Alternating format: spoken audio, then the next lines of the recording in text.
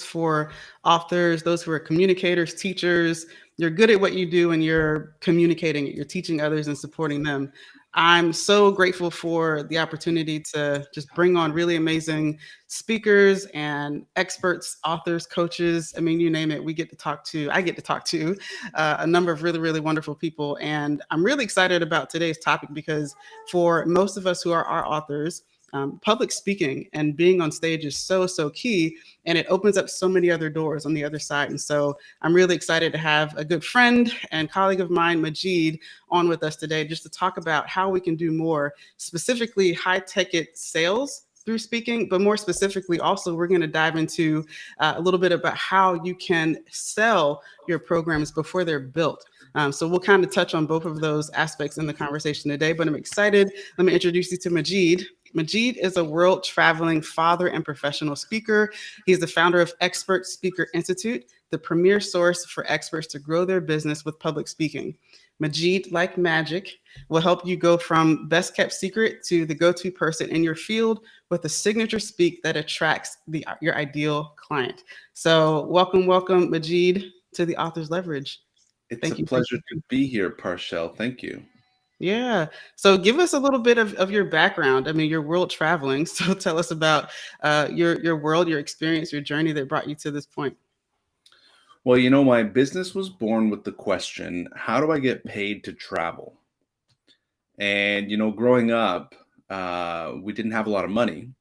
And we talked about traveling, but it was always something that people with lots of money would do. And in high school and college, I, didn't know what kind of job you can get, but I heard that some jobs they actually pay for you to travel a bit. They send you to the conference or they send you on assignment or whatever. So going through university, I was looking for what jobs create travel. And then at the time I was doing theater performances and improv comedy performances, and I really liked performing. And I heard about being a motivational speaker. And I thought, well, if you could be a motivational speaker, you can get speaking engagements and go on speaking tours and go on the speaking circuit. So I decided to study that business. And it turns out there are many, many, many different ways to get paid to speak. Or fast forward to 2022, we have many ways to package and sell our knowledge.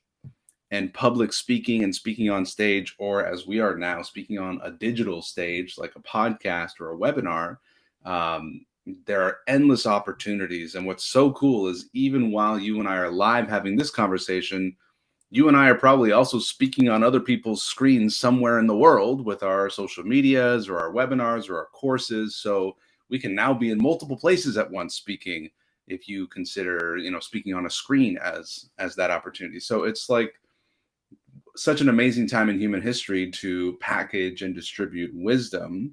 And then through coaching, you can not only teach, but you can help people implement the wisdom that you have packaged and distributed. So it's a huge opportunity. I love it. It's a natural progression as well. That's how we get to know people. That's how you really get to inspire, right? And move them forward then to next steps. And it's the perfect journey, I think, that makes sense for those that are selling programs or want to sell experiences for people. Now, in your experience, being part of this speaker world for so long and seeing how the business functions and what opportunities there are, I'm curious from that perspective, what have you seen as the biggest shift? I mean, you did talk about a little bit in terms of the virtual aspect that now stages can be pretty much anywhere, but I'm curious, what other aspects of this journey have you seen change over time? When I started in the training industry, I was working with a major international training company. When I first started in the industry, probably 12 years ago, there was a big wanting to keep intellectual property secret. Do not copy my notebook. Do not distribute my videos. That's like stealing. Uh, Now, 2022, it's like give everything away. Give away all the videos. Put them all on YouTube. Give away all the handouts, because we've moved from a learning industry into a doing and implementing industry, which is why coaching has risen as such a popularity, is because now access to the information is worthless. Who cares about the information? Everything's available to you, the information. It's the implementation of the information that has real value now. So that's one big thing I've seen. And speakers, I remember being in the Professional Speakers Association, and the word coach was not even spoken. Mm-hmm. And it was all about the keynote, and it was all about the standing ovation, like it's a performance. But now, if you're not a coach as a speaker, it's almost like you're doing a disservice to your audience, because it's like, okay, great, you told us some entertaining stories, you gave us some information, but help us use that. So now I used to think of speaking as the product that is to be sold, like a performance. Now I think of speaking as the marketing, which sells the coaching and the consulting or the online course. Mm-hmm. Mm-hmm. And it's beautiful. I love the segue, because I think genuinely authors, speakers, they really are usually, most times, coming from a place of just wanting to help people. So how much more exciting is it to be a part of how what you're teaching actually can make that transformation in people's lives outside of just sharing the information? That's right.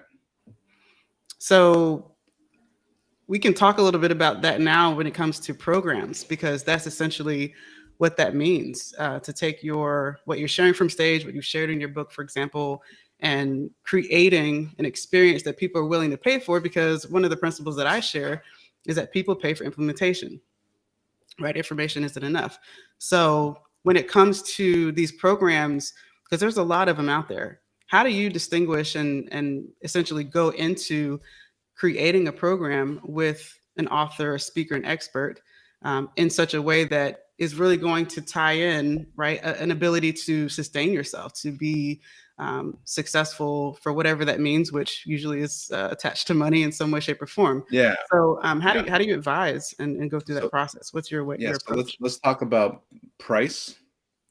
Let's talk about logistics and results. And so we're using the word program, which is a great word, Hmm. um, because course to me means there's a lot of learning happening, either through reading or through watching videos. And I don't know about you, Parshell, but I've taken courses, I've paid for courses, I watched all the videos, and literally nothing happened. Hmm.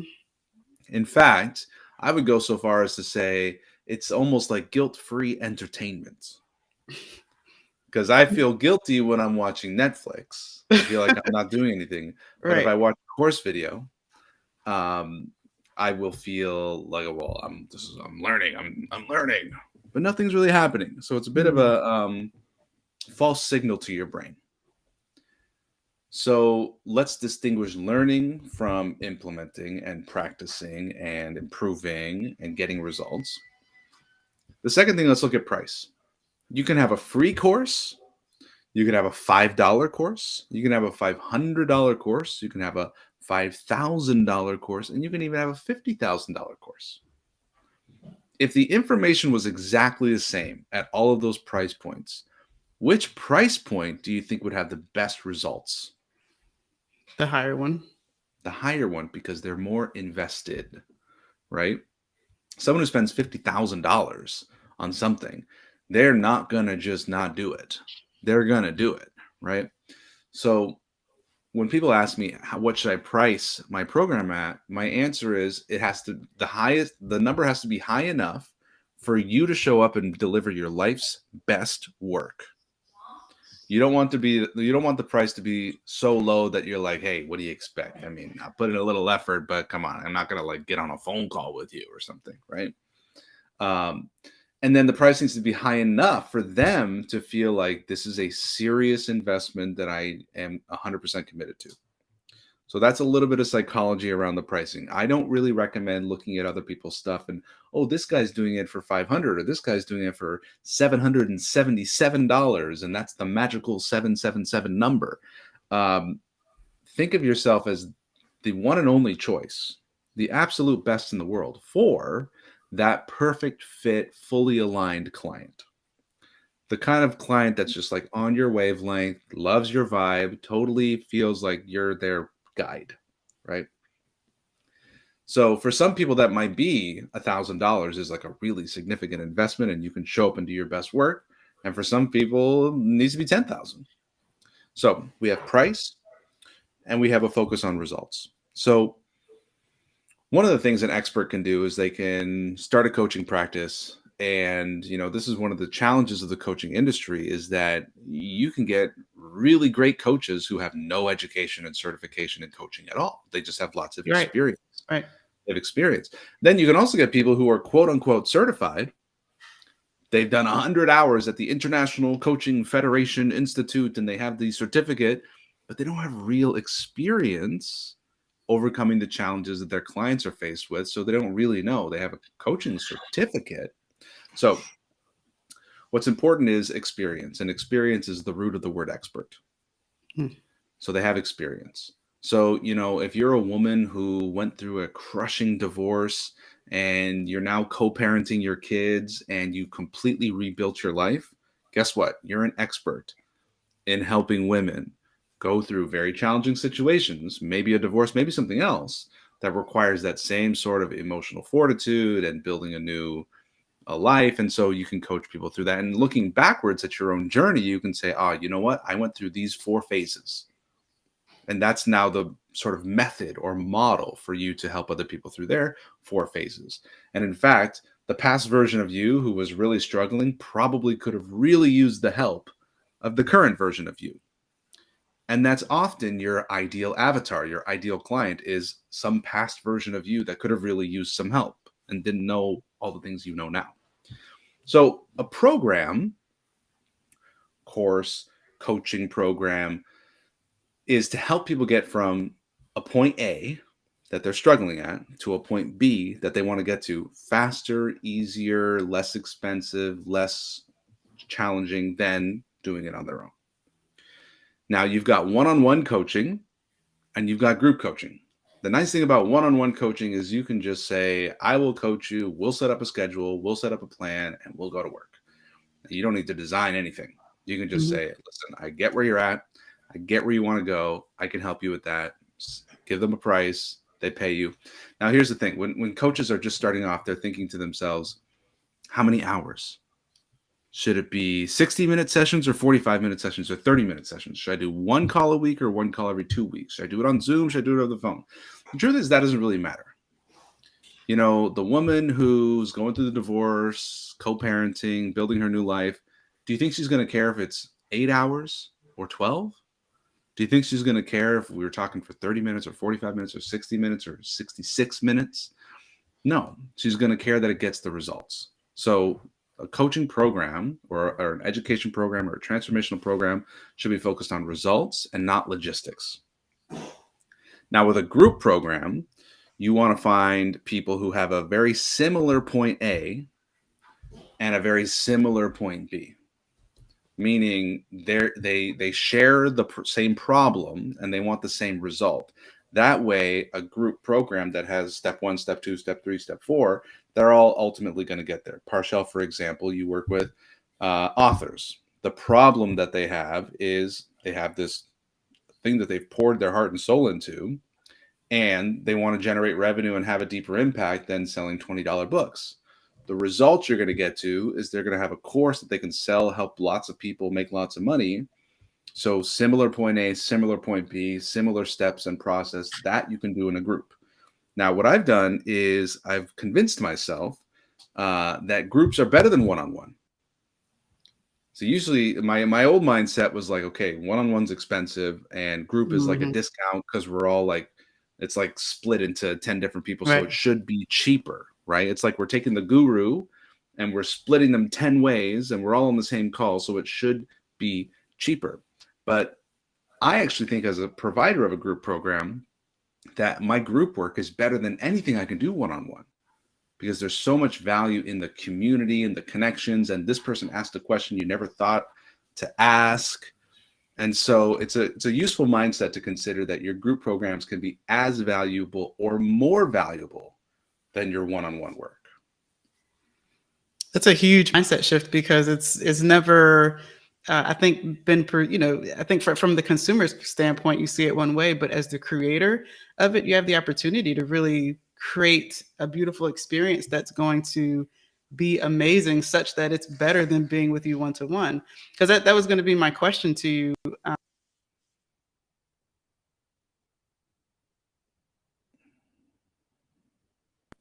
The connection. I'm with you. Majeed, you still there? Hmm. It's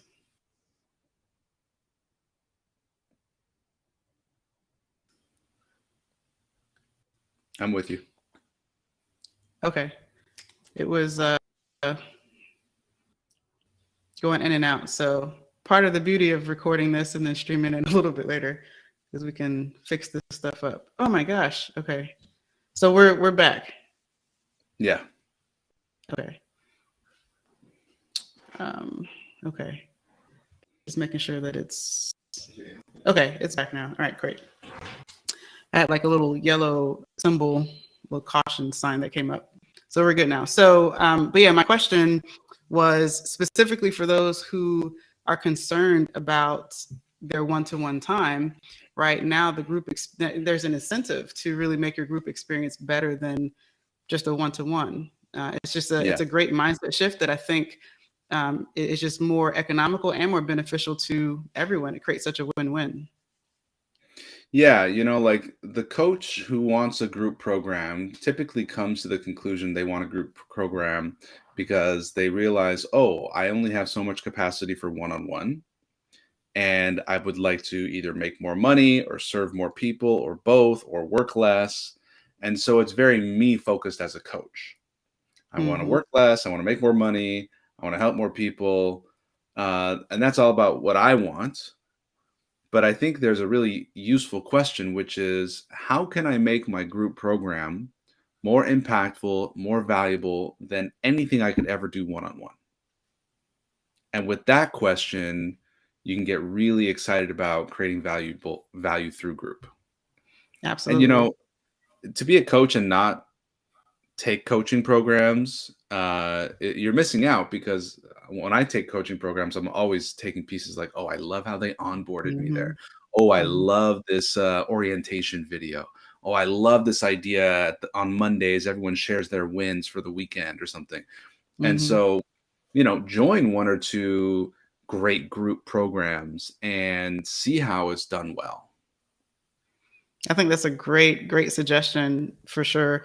And as we think about authors, those that are wanting to get into to creating and being able to offer these, I guess you consider more high ticket, because even in a group experience, you can still create that to be a high ticket offer. Can you speak to a little bit about how that can be done, especially if that experience can be created and sold before it's actually existing, right? There is a Yeah. .com, so forth and so on. Let's talk a little bit about that too, because I know that's a huge part of what you're teaching. And for those that are tuning in, Majeed and I are actually co-hosting a masterclass, and we're actually going to talk about this subject in particular, about how you can create a high ticket program before you built it. So I would love for you to give some highlights there as to why that's important and why that shift in thinking is so important. Yeah. Yeah. Yeah. What I'm about to tell you, if you're listening, will save you a lot of time and make you a lot of money if you want to build a online program.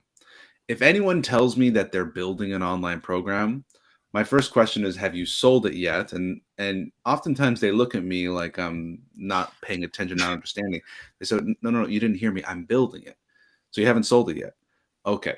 So you might find yourself in the trap that I found myself in for 2 years, which is like this continuous building, building, building, building. And the problem with building anything over 2 years is you change. If you're a person who's developing themselves, you're a different person every 6 months. And so building anything for a long period of time, uh, you're a moving, changing thing. So what happened for me, I developed a skill set called networking, which is the professional process of making friends and building value within your network and getting contact information and referring people.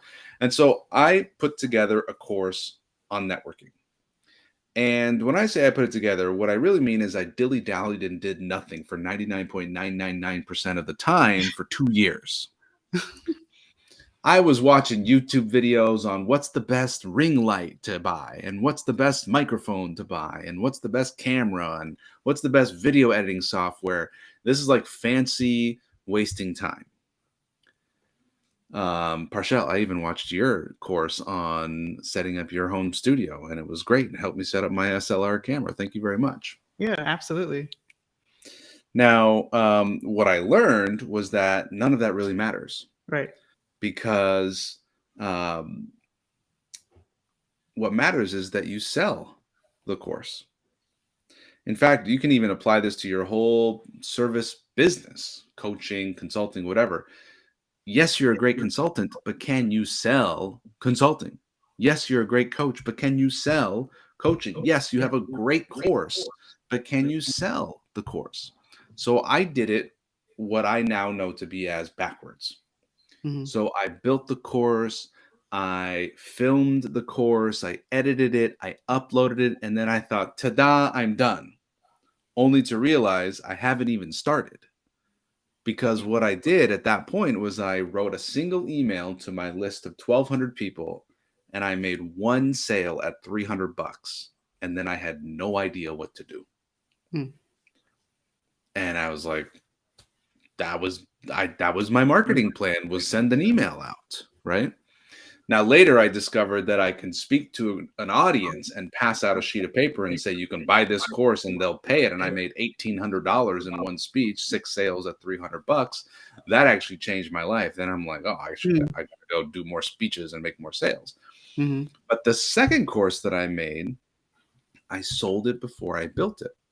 And I didn't sell it at $300. I sold it at $3,000. And I didn't sell it as a course. I sold it as a coaching program, knowing that I would turn the coaching program into a course. Mm-hmm. So the course, my idea was, I'm going to shoot a bunch of videos. I'm going to upload it to a website. I'm going to set it up to collect a $300 payment. And then I'm just going to tell people about it. And at the price point of $300, that was for me like, yeah, well, what do you expect? I'm not going to get on the phone with you. I'm not going to coach you. I'm not going to coach you every week for 6 weeks. I'm going to give you the content. It's yours for $300. Now, my guess is most of the people who bought the $300 course never opened it. Or maybe they watched the first video, but for $300, I bet the number of people who finished it are not very high. And as I'm saying this, I'm thinking right now, there are several courses that I've bought in the last year for under $1,000 that I have not opened. And I would be very impressed if I could even remember what they were called and find the login in my email. Because, you get caught up in the marketing and you're like, yeah, I'm going to buy that. But it's not a significant amount of money. So it just goes into your, yeah, I'll watch this later when I have free time. Mm-hmm. What's that? Free time. So fast forward to the second course. The second course, I put out a little post on Facebook. I said, hey, I'm thinking about creating a course on sales for service providers. Would you be interested in learning that from me? If enough people say yes, I'll put on a free webinar. This is on Facebook. I got like 50 people commenting yes. So I said, great. Now that tells me that the marketing language is effective, right? So then I private messaged all 50 people. I said, hey, thanks for saying yes on the post. I put together this free training. We're going to do it live next Wednesday at noon. Log into the webinar software. And so 50 people said yes. 50 people registered. 20 people showed up. Okay, that's not bad. So out of the 20 people who showed up, I said, listen, here's what I learned. Here's what I can teach. At the end of the call, sign up for a free one-on-one call with me. Okay, so free social media post, free webinar, free phone call. On the phone call, I say, tell me about your challenges. Tell me about what kind of support do you need. And then I made them a $3,000 offer. And the $3,000 offer was, I will work with you for 6 weeks in a small group. We will train every week, and I'll work with you along the way. and I got 10 people to sign up before I built a single thing. So that's $30,000 collected. That's already like 100 times more successful financially than the first one that was $300.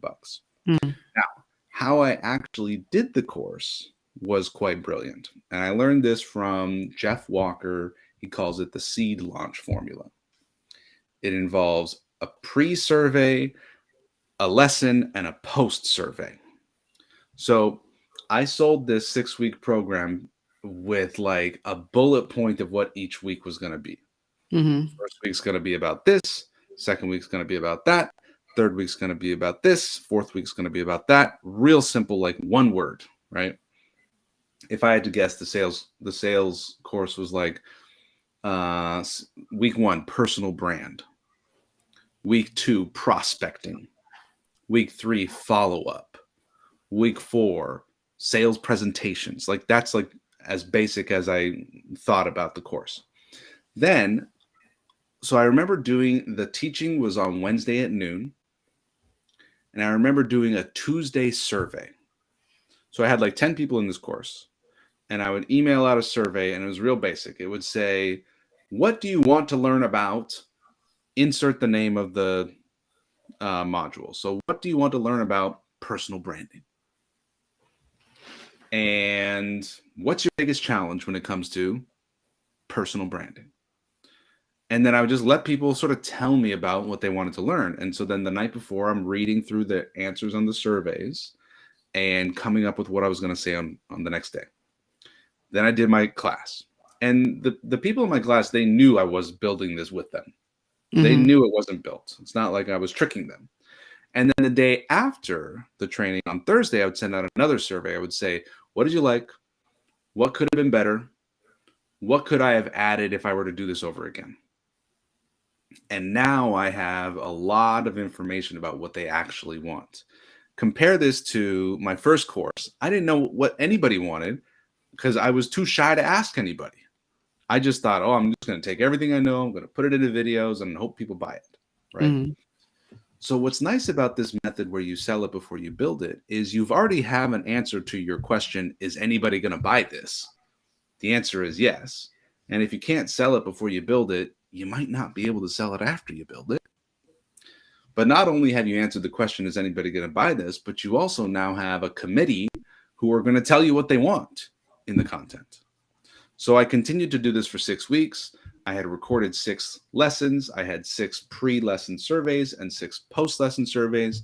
And now I had a really good picture of what I would do if I would do it all over again.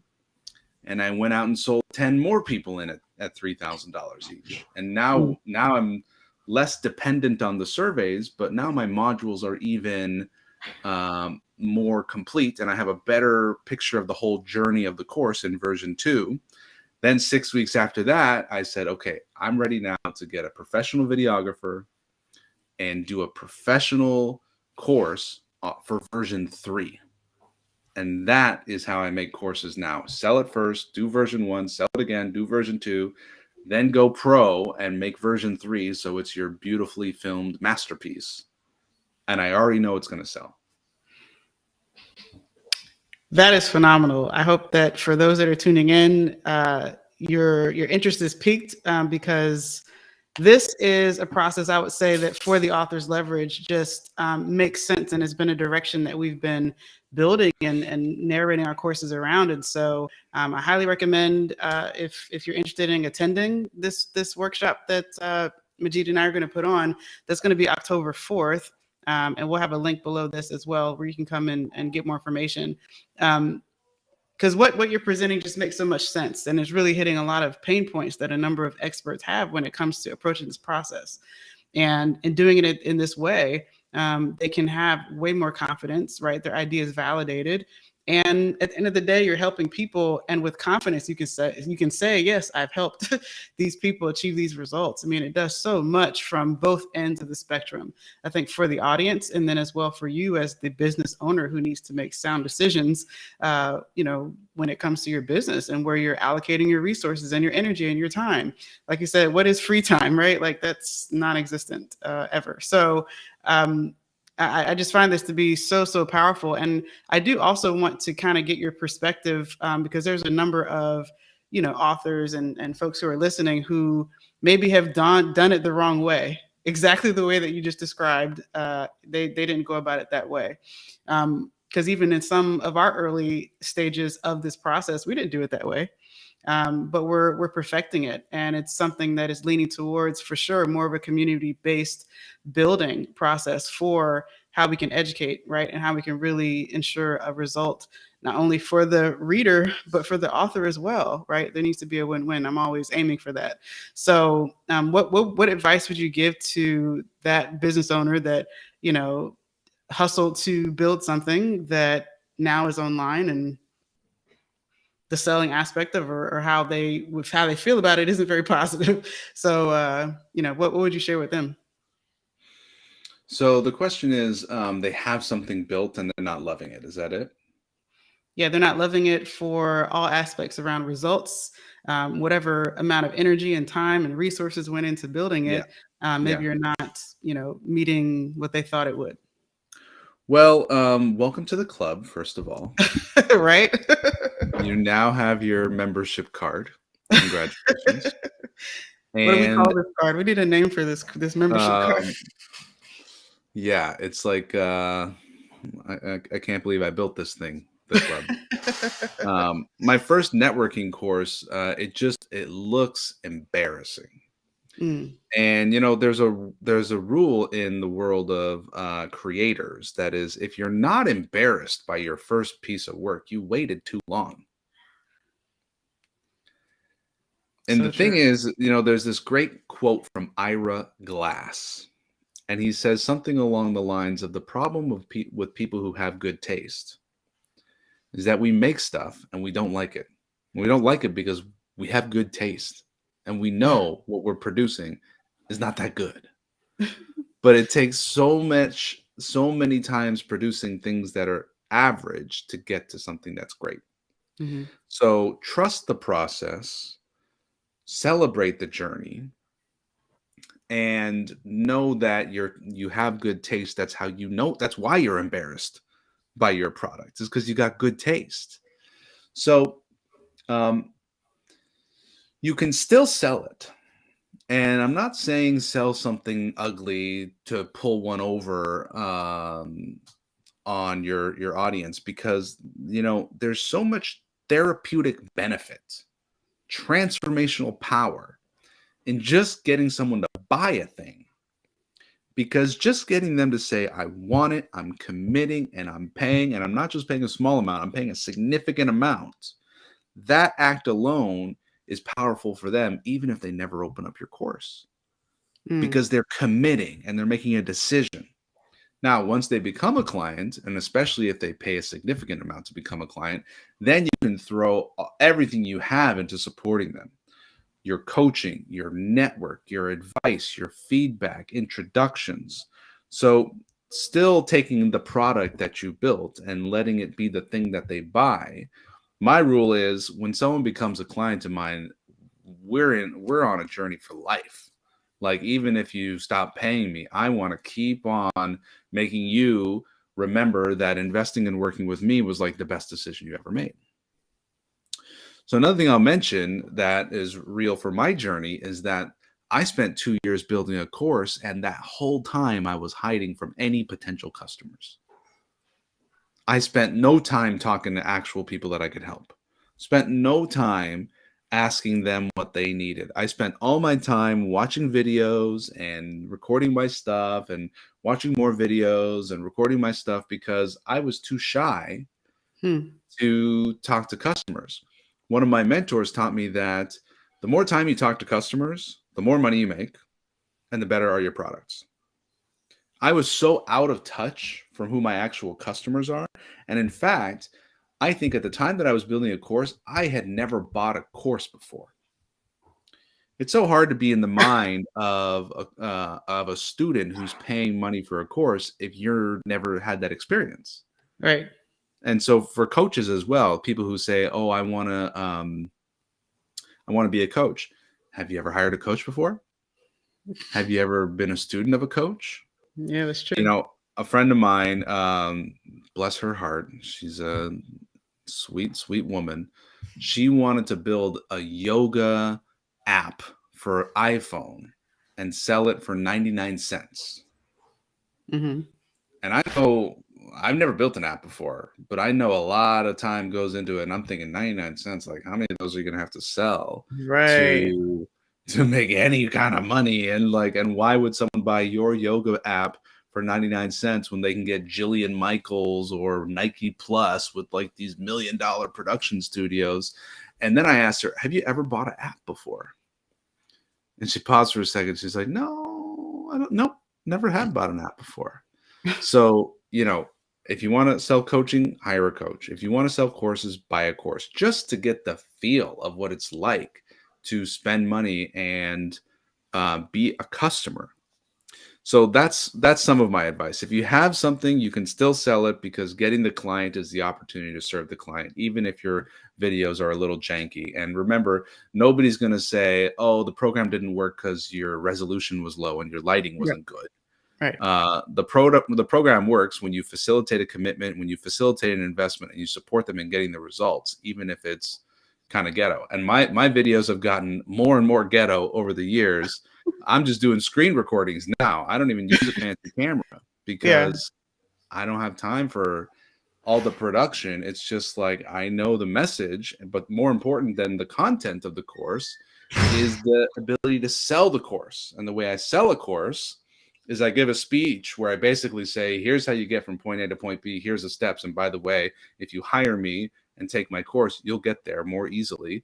Then I invite people onto a sales call where I say, tell me about your specific challenges. And here's how I think my program will help you.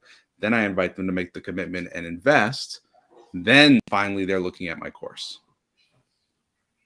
Yeah, that makes so much sense. And I think that and I love what you said too, just kind of still giving hope essentially, like you still have something that can work and it can still be beneficial, but it's the opening door for what you can offer more so in the back end to ensure they get the result, to ensure that they go through that and then get in the positive direction.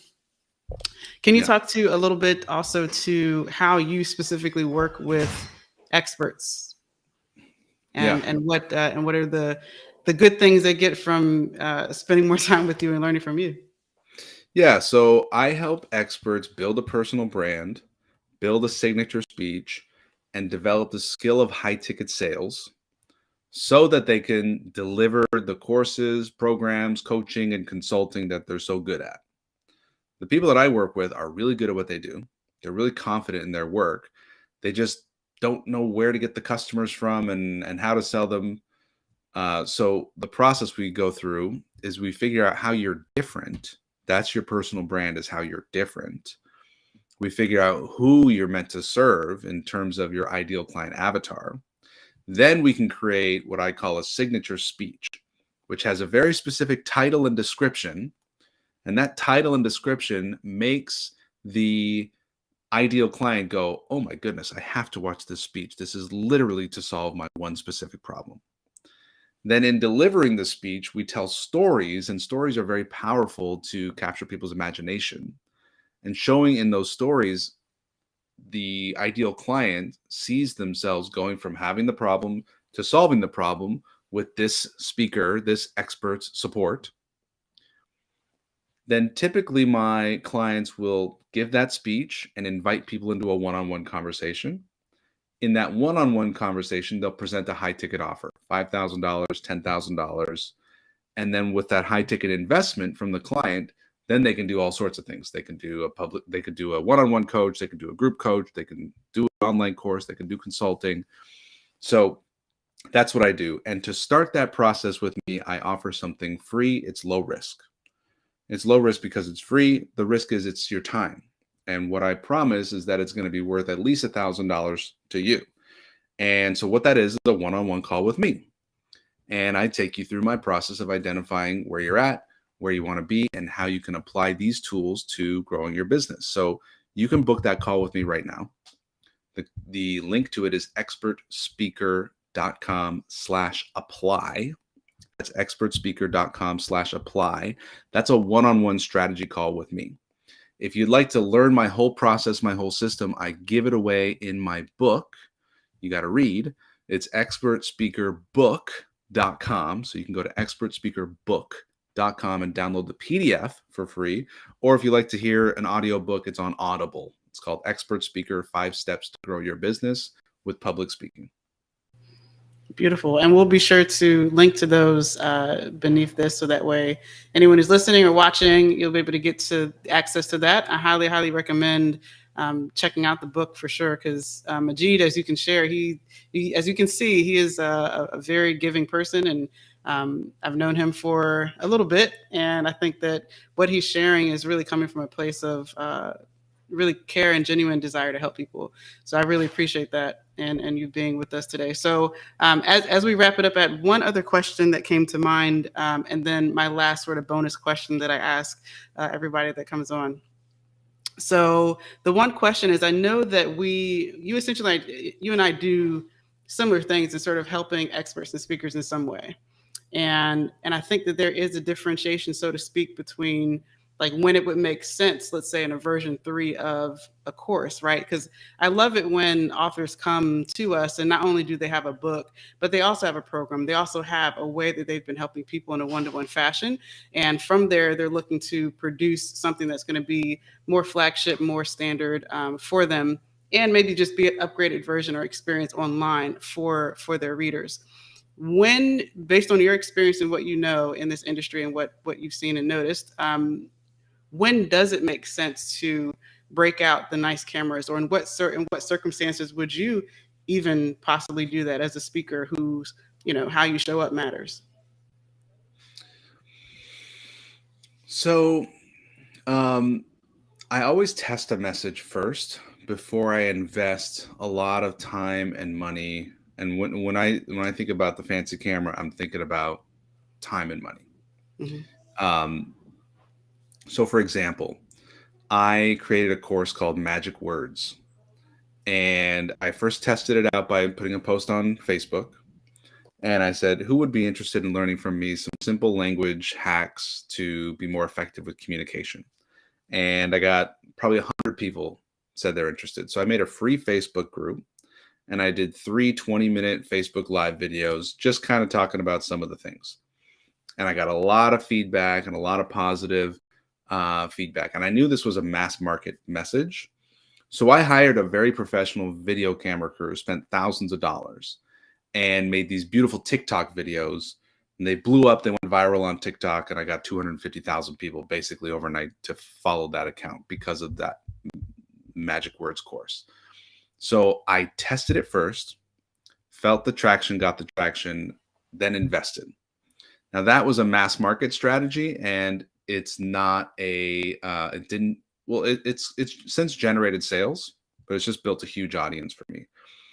The sales strategy, it's almost the opposite strategy. It's like choose one super niche ideal client. For me, my ideal client is a functional medicine practitioner with a virtual practice and a high ticket healthcare program. And that level of specificity allows me to go direct to that market. So I speak at functional medicine conferences all the time.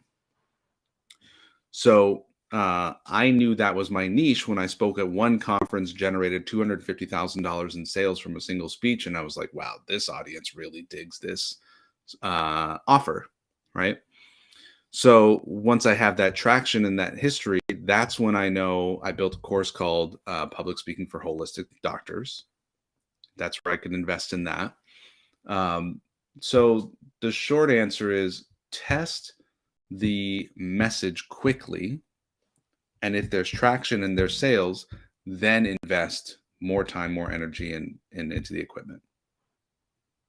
Got it. Thank you for that. And as we wrap up, my last question for you is, what is your one word? If there's one word that you would leave behind or leave to the planet from Majeed, what would that one word be? Well, I'll use the word expert because it's part of my brand, expert speaker. I mentioned earlier that experience is what makes expert.